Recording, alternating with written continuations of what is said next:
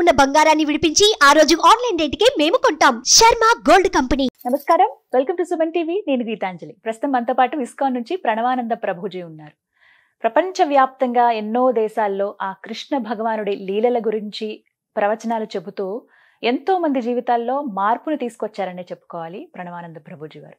ఎందుకు అనంటే ఎన్నో బాధలు మేము పడ్డామని, మా జీవితంలో కొన్ని మేము మార్చుకోలేకపోతున్నామని ఇబ్బంది పడేవాళ్ళు కేవలం వారి ప్రవచనాలు విని మార్పు చెందారు. ఆ కృష్ణుడి గురించి ఇంకా బాగా తెలుసుకోగలుగుతున్నారు. అలాంటి వారిని స్టూడియోకి ఆహ్వానించాము. అయితే ఇవాళ మనకున్నటువంటి కొన్ని సందేహాలని గురువుగారి మాటల్లో విని అవి నివృత్తి చేసుకుందాము. అలాగే ఎన్నో పర్వదినాలు కూడా రాబోతున్నాయి ప్రస్తుతం, వాటి గురించి కూడా వారి మాటల్లో విందాం. హరే కృష్ణ ప్రభుజీ. హరే కృష్ణ మాతాజీ. ఎలా ఉన్నారు? బాగున్నాం, మీరు ఎలా ఉన్నారు? చాలా బాగున్నాను. ఆ కృష్ణయ్య దయ వల్ల అంతా బాగున్నాం. మీరైతే చాలా బిజీగా ఉన్నారు, దేశ విదేశాలు వెళ్తూ ఉన్నారు. అక్కడ ఆ కృష్ణయ్య గురించి చెప్పటం కానీ, ఆ స్టేటస్లు అవి చూస్తాను కదా, భలే సంతోషం అనిపిస్తుంది. అంటే మీతో ప్రయాణం అనేది అప్పుడప్పుడు జరిగినా చాలా సంతోషం అనిపిస్తూ ఉంటుంది. పర్వదినమే శ్రీకృష్ణాష్టమి అందరికీ ఇష్టమైన పండుగ. మరీ ముఖ్యంగా తల్లులకి బాగా ఇష్టం.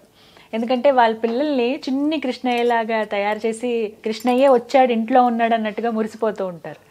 అలాంటి కృష్ణాష్టమి అసలు ఎలా జరుపుకోవాలనేది చాలామంది సందేహం. విగ్రహాలు పెట్టుకుంటాము, కాలు అడుగులు వేస్తాము, అంత దూరం నుంచి ఆయన వచ్చినట్టుగా ఆయనకి ఇష్టమైనటువంటి ప్రసాదాలు అవి పెడతాం. కానీ అసలు కృష్ణయ్యకి ఎలా చేస్తే ఇష్టం కృష్ణాష్టమిని, ఆ పండుగను మేము ఎలా జరుపుకోవాలి, అసలు కృష్ణాష్టమి విశిష్టత ఏంటి, ఈ వివరాలు చెప్పండి. భగవంతుడు ఎంత దయ కలగవాడు, ఎంత ప్రేమ కలిగిన వాడు అన్నదానికి ఒక ఉదాహరణ చెప్పాలి అని అంటే ఆయన ఈ ప్రపంచంలో అవతరించడం. ఇప్పుడు చూడండి, ఎవరైనా అన్ని రకాల కంఫర్ట్స్, అన్ని రకాల సుఖాలు ఉన్న ప్రదేశాన్ని వదిలేసి ఏదన్నా ఆస్టియర్ ప్రదేశానికి వెళ్తారా? ఎవరు వెళ్ళడానికి ఇష్టపడరు. అందరూ ఎక్కడైతే బాగా ఉంటుందో అక్కడే ఉండాలనుకుంటారు. కానీ ఆయన వైకుంఠాన్ని వదిలేసి ఈ ప్రపంచంలోకి మళ్ళీ వస్తూ ఉంటారు. యదా యదా హి ధర్మస్య గ్లానిర్భవతి భారత. ఎక్కడైతే ధర్మాన్ని సంస్థాపన చేయాలో, ఎక్కడైతే తన భక్తులు తన కోసం ప్రార్థన చేస్తారో అక్కడ భగవంతుడు వచ్చేస్తాడనమాట. శ్రీకృష్ణుడు స్వయంగా ఈ భూలోకంలో ఆవిర్భవించారు. ఎవరికి ఆవిర్భవించారు? దేవికి వసుదేవుడికి. ఎంత ప్రేమ భగవంతుడికి అని అంటే, మీరు చూడండి, చాలా మందికి ప్రశ్న, అసలు భగవంతుడు ఎందుకు ఆవిర్భవిస్తారు, అసలు ఎందుకు ఆయన అవతారాన్ని స్వీకరించారు? ఒకసారి ఒక రాజుగారు వెళ్ళి ఒక ప్రశ్న అడిగారనమాట తన మంత్రి గారు. అయ్యా, ఎందుకు మీ దేవుడు అవతారాలు స్వీకరిస్తారు? మా ఆయన అయితే ఎప్పుడు స్వర్గంలో కూర్చొని అక్కడ నుంచి శాసిస్తారు, మీరు ఎందుకు ఇన్ని అవతారాలు స్వీకరించాల్సి వస్తుంది? మీ భగవంతుడికి అక్కడ నుంచే పని చూడొచ్చు కదా అని అంటారనమాట. అప్పుడు ఆ మంత్రి గారు అంటారు, రేపు ప్రొద్దున రండి, ఒకసారి నది తీరానికి నేను చూపిస్తాను అని అంటారు. సరే అని రాజుగారు వెళ్తారు. నెక్స్ట్ డే ఒక పెద్ద బోట్ ఏర్పాటు చేసి ఉంటుంది. దాంట్లో చాలా మంది సైనికులు ఉంటారు, మంత్రులు ఉంటారు. ఈ రాజుగారిని రమ్మంటారు. సరే అని బోట్ ఇలా నది లోపల వెళ్తూ ఉంటుంది. బోట్ ఎప్పుడైతే నది మధ్యలోకి వచ్చేసారో రాజుగారి పిల్లవాడిని తీసుకెళ్లి నీళ్ళలో పడేస్తారు. పడేయంగానే ఒక్క నిమిషం రాజుగారు హఠాత్ అయిపోయి ఒక్కసారిగా దుంకేస్తారు నీళ్ళ లోపలికి కాపాడడానికి. కాపాడేసి ఎలాగోలాగా ఆ పిల్లవాడిని పట్టుకొని తీసుకొచ్చి బయటపడేస్తారు. నీళ్ళంతా బయటికి తీసుకెళ్లి చాలా జాగ్రత్తగా ఆయన పెట్టుకుంటాడు. వెంటనే ఈ మంత్రిని అడుగుతాడు, ఎంత ధైర్యం ఉంటే నువ్వు నా పిల్లవాడిని లోపల పడేస్తావు అని అంటే, మంత్రి గారు అన్నారు, అయ్యా సరే నీ పిల్లవాడిని పడేసాను, ఇంతమంది భటులు ఉన్నారు, ఇంతమంది మంత్రులు ఉన్నారు, ఇంతమంది నీ పర్సనల్ అసిస్టెంట్లు ఉన్నారు, ఎవరినో ఒకరిని పంపించకుండా నువ్వే ఎందుకు దుంకావు అంటే, నా పిల్లవాడంటే నాకు ప్రేమ, వాడిని కాపాడడానికి దుంకాను. అంతే మన భగవంతుడు కూడా. మనం కూడా ఈ సంసారంలో మునిగిపోయి ఉంటే ఆయన స్వయంగా మన కోసం ఈ సంసారంలో దూకుతున్నాడు మనల్ని కాపాడడానికి. ఆయన వివిధ అవతారాలు స్వీకరిస్తూ ఉంటాడు, మరలా రాముడిగా, కృష్ణుడిగా, నరసింహుడిగా, వామనుడిగా. ఎవరి కోసం అంటే మనం ఈ సంసారంలో పడిపోయాం, మన సంసారం నుంచి బయటికి లాగడానికి. కాబట్టి ఆ భగవంతుడి యొక్క అన్నిటికంటే గొప్ప ప్రేమ, భగవంతుడి యొక్క కృప ఎలా మనకు తెలుస్తుంది అంటే ఆయన అవతార మాధ్యమంలో తెలుస్తుంది. అది కూడా కృష్ణావతారం ఎంత దగ్గరగా మనందరికి. ఇందాక మీరు అన్నారు కదా, తల్లులకి చాలా ఇష్టం. ఎందుకంటే చిన్నపిల్లలంటే ఎవరికైనా ఇష్టం అండి. వాళ్ళు ఏం మాట్లాడినా మనకి ముద్దుగా అనిపిస్తుంది. ఎంత అల్లరి చేసినా సరే మనం ఊరుకుంటాము. ఏం చేసినా సరే వాళ్ళు అనేది నిజంగా మనల్ని అంటున్నారో లేదో తెలియదు, కానీ మన భావన ఉంటుంది, అరే వాడు నన్ను అన్నాడు, అమ్మ అన్నాడు చూడు, నాన్న అన్నాడు చూడు, తాత అన్నాడు చూడు అని. పిల్లల్ని మోహిచ్చేస్తారు అందరూ కూడా. పిల్లల పట్ల కోపం ఎవరికి రాదండి సహజంగా. చిన్నపిల్లలు అంటే వాళ్ళు ఏం చేసినా సరే ఆనందంగా అనుభవిస్తాం అనమాట. అయితే భగవంతుడు అనుకున్నట్ట, అరే వీళ్ళందరికీ పిల్లలంటే చాలా ఇష్టం కదా, నేను కూడా ఒక పిల్లవాడిని అవుతా, నేను కూడా ఒక పిల్లవాడే లీలలు చేస్తా. ఎంత ముగ్ధ మనోహరంగా ఉంటాయండి కృష్ణుడి యొక్క లీలలు. అద్భుతం.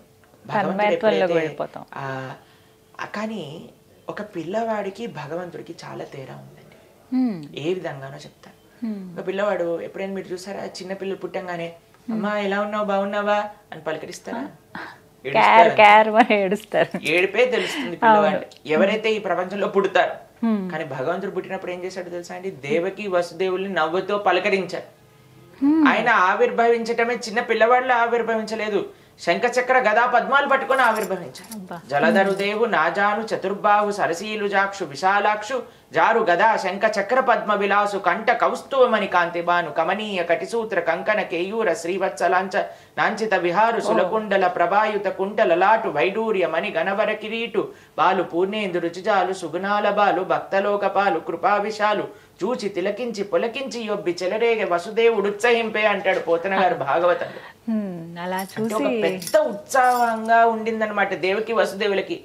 ఎలా చూసారు అని అంటే శంఖ చక్ర గదా పద్మాలు, కిరీటం పెట్టుకొని, వైజయంతి మాల, కమలాలతో మాల, తులసీ దళాలతో మాల, పట్టు పీతాంబరం కట్టుకొని, అమ్మా నానా మీరు ఎవరో తెలుసా మీకు పూర్వజన్మలో అని వాళ్ళ వృత్తాంతం అంతా చెప్పేశారు కృష్ణుడు. అందుకే మనము ఈ ప్రపంచంలోకి వస్తే దాన్ని పుట్టుక అంటారు.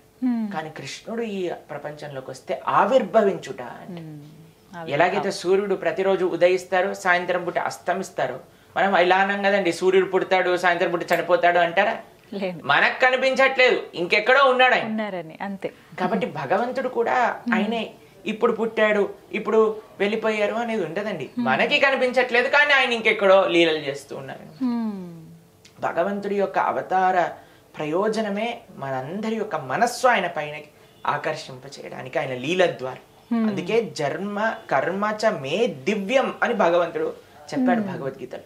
దివ్యమైనది, జన్మతో సాక్షాత్తుగా. ఎవరండి అలా మాట్లాడి అంత చక్కగా తల్లిదండ్రుల్ని ఉదార్చి వాళ్ళని అయ్యన్న నీ అడ్రస్ లో డ్రాప్ చెయ్యి అని చెప్పి వసుదేవుని తీసుకెళ్లి గోకులంలో దిగేశాడనమాట కృష్ణుడు.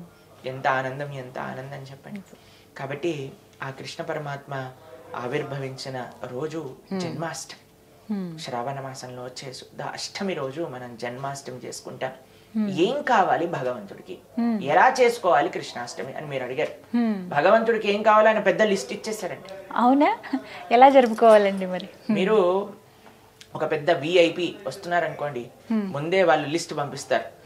ఇవి ఇలా సిద్ధం చేసి ఉండాలి, ఇదే తీసుకుంటారు, ఇదే ఉండకూడదు, ఇవి ఉండకూడదు, ఈ పదార్థాలతో చేయాలి, ప్యూర్ ఆర్గానిక్ ఘీ యూజ్ చేయాలి, అన్ని ఆర్గానిక్ ఫార్మ్ ఇంగ్రీడియంట్స్ తోటే వంట చేయాలి, అవి ఇవన్నీ ఓ పెద్ద లిస్ట్ వస్తుంది అనమాట.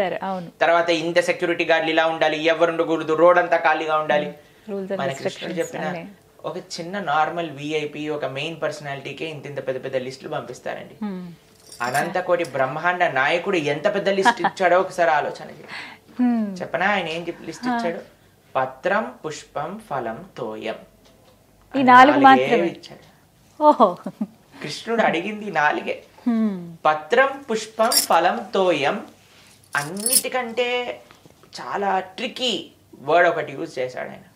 పత్రం పుష్పం ఫలం తోయం యోమే భక్త్యా ప్రయత్న. ఈ 4 భక్తితో సమర్పించాలి. ఏంటి పత్రం అని అంటే తులసి దళములు కానీ ఏవైతే పత్రం ఉంటుందో, ఆకులు, భగవంతుడికి ప్రేమతో ఒక్క చిన్న తులసి, మనం వింటాం కదండి రుక్మిణీదేవి ఒక తులసి దళంతో కృష్ణుడిని ఆకర్షింపజేసుకుంది. పత్రం పుష్పం పూలు, పత్రం పుష్పం ఫలం అంటే ఫలములు, తోయం అని అంటే నీరు పాలు అలాంటి ఏమన్నా ద్రవ్యాలు. కేవలం ఈ మాత్రము భగవంతుడికి ప్రేమతో సమర్పణ చేయటం చేత ఆయన మన వశమైపోతాడు. అది భగవంతుడి దగ్గర ఉండే ఒక అద్భుతమైన గుణం అండి. ఆయనకి ఏ ఆడంబరాలు అవసరం లేదు, ఆయన అడగరు. కానీ మనకి ఎంత ప్రేమ ఉంటే మనం అంత చేస్తాం కదండి.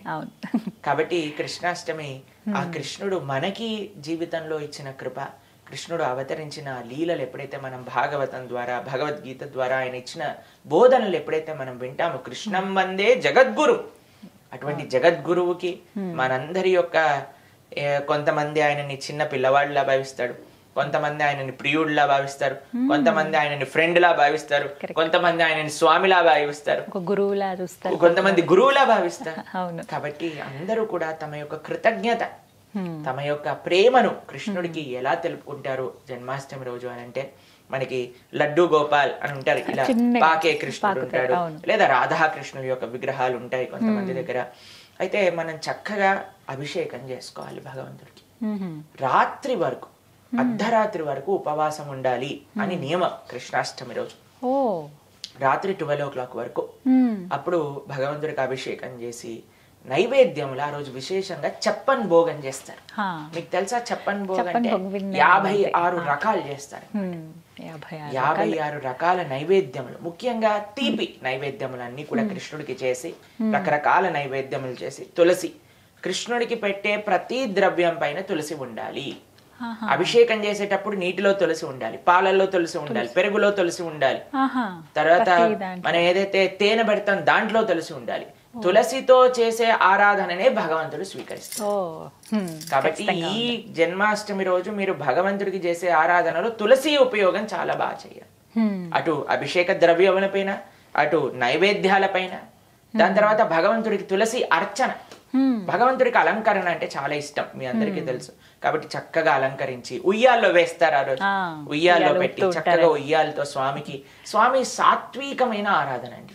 మన సనాతన ధర్మంలో ఉన్నదే సాత్వికమైన ఆరాధన.